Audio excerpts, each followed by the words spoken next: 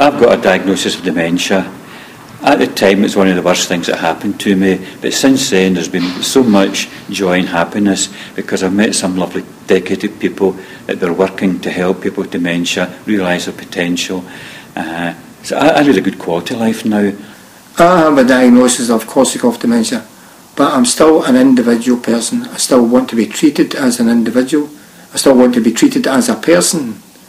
I have a diagnosis of vascular dementia, but I still enjoy life and my independence. I still get upset thinking about it.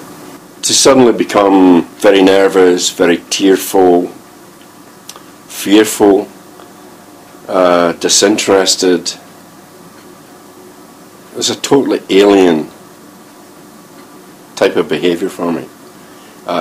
In the past I was always quite a constructive sort of person, was quite innovative, had lots of interests, people that I knew, I was very active, and suddenly all that was stolen from me because I could no longer do it safely.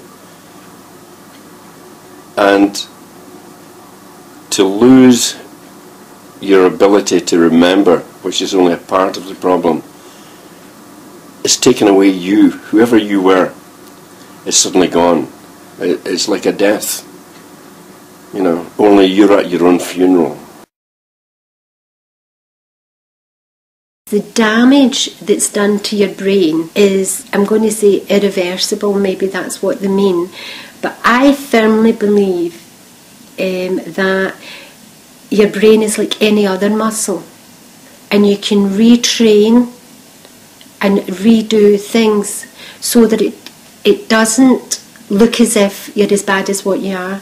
So even although I test as if I'm getting worse, on a day-to-day level I appear to be coping and be fine.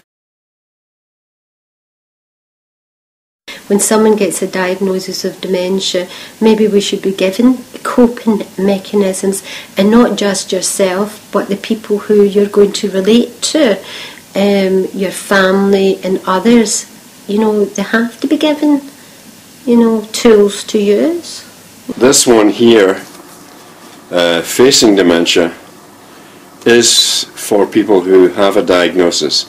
What we would like to see is for this to be handed out at the point of diagnosis, whether it's the hospital, the specialist or the nurse or the doctor, to give them a copy. Again, they do not have to read the whole thing, they can actually dip in and out of it. Some people have been told in corridors and lifts, sometimes the person's been sitting there and there's a member of the family and the doctor said he's got dementia.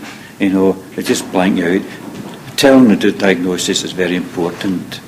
No, but that's be done sensitively, perhaps in a good location, not in a sterile office, but maybe a sort of sitting room type thing, and be prepared to answer questions, hand out leaflets where they can go for help, because it needs a wee bit of time for it to sink in and think, right, what am I going to do with the rest of my life? So I think doctors should be aware that there are facilities like helplines and like the Scottish Dementia Working Group available to help.